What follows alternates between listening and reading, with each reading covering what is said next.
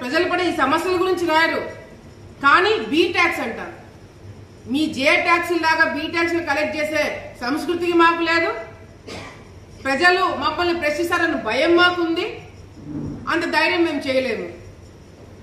ఈరోజు నేను ఇప్పటికిప్పుడు పోదాం. ఎవరైతే ఇల్లీగల్ గా కన్స్ట్రక్షన్ చేశారో అహోబిలంలో అన్ని కూల్చేద్దాం. నేను రెడీ. ఇప్పటికిప్పుడు పోదాం. వస్తారా సాక్షి వాళ్ళు? వస్తారా వైసీపీ వాళ్ళు? గత 20 సంవత్సరాల నుంచి కాదు, అహోబిలంలో మీ ఇంటి దేవుడు అని చెప్పి మీ పెత్తనం ఇన్ని రోజులు నడుపుతూ మీరు అడ్డంగా పర్మిషన్లు ఇచ్చుకొని మీరు అక్కడ ట్రాఫిక్ ప్రాబ్లం కావచ్చు.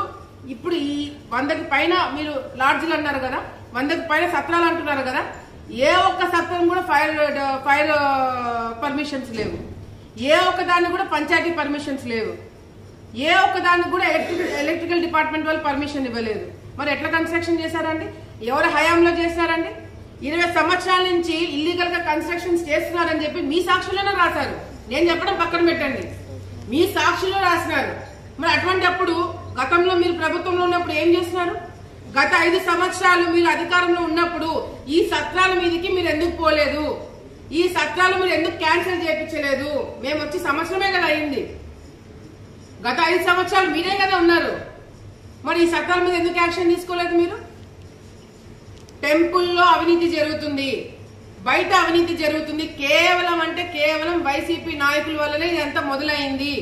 మేము ఫుల్ స్టాప్ పెట్టడానికి చూస్తున్నాము, కానీ మీరు ఎక్కడ కూడా సహకరించట్లేదు మీ సాక్షి వాళ్ళు. లేదు, నేను మొన్న కూడా నా గురించి ఆర్టికల్ రాసినప్పుడు ఒకటే చెప్పిన, ఇప్పటికిప్పుడు నేను సిద్ధం. నా మీద నేను చేశాను, మేము వసూలు చేసుకుంటున్నామని మీరు ఒక్కటంటే ఒక ఆధారం చూపించండి, నేను రాజీనామా చేసేస్తా. ఒక్కటంటే ఒక్కటి నిరూపించండి, నేను రాజీనామా చేస్తాను. ఎక్కడ ఇట్లా సాక్షి వాళ్ళు మీరు ఏది పడితే అది రాయడం వల్ల ఎవరికంటే నష్టము? ప్రజలకి నష్టం కాదు, మాకు నష్టం కాదు. ఎవరికి తెలుసా?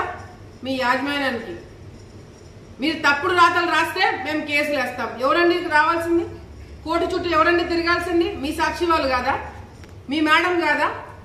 భారతి గారు కాదా? ఆమె పేరు మెన్షన్ చేయరా? ఆమె గురించి కూడా ఆలోచించారు మీరు?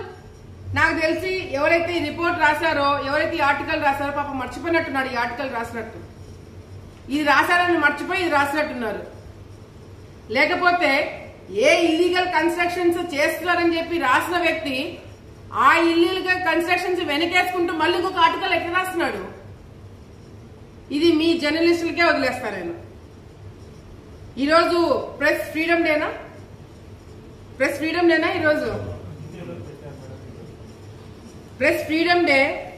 ప్రెస్ కి అంతో కొంత రెస్పాన్సిబిలిటీ ఉండాలి కదండి. ఎవరి కోసం రాస్తున్నారండి? దీనివల్ల మీరు ఆ చికెన్ దాని గురించి రాస్తున్నారు. ఏ ఆలగడ్డలు ఓట్లు వేసే వాళ్ళకి తెలీదా? ఆలగడ్డలు చికెన్ కొనే వాళ్ళకి తెలీదా రేటు తగ్గిందా పెరిగిందా అనేది? మీ సాక్షి పేపర్ కొంటూ మీకు ఓట్లు వేసిన వాళ్ళే ఇది వాస్తవం కాదు అని మాట్లాడుకునేలాగా మీరు చేసుకుంటున్నారు. మేమేం లేదు. ఇది రాయడం వల్ల మేము ఆపుతాం అనుకుంటున్నారా? మీరు రాయడం వల్ల మేము వాళ్ళ మీద యాక్షన్ తీసుకోవడము ఆపుతాం అనుకుంటున్నారా? భయపడతామని అనుకుంటున్నారా?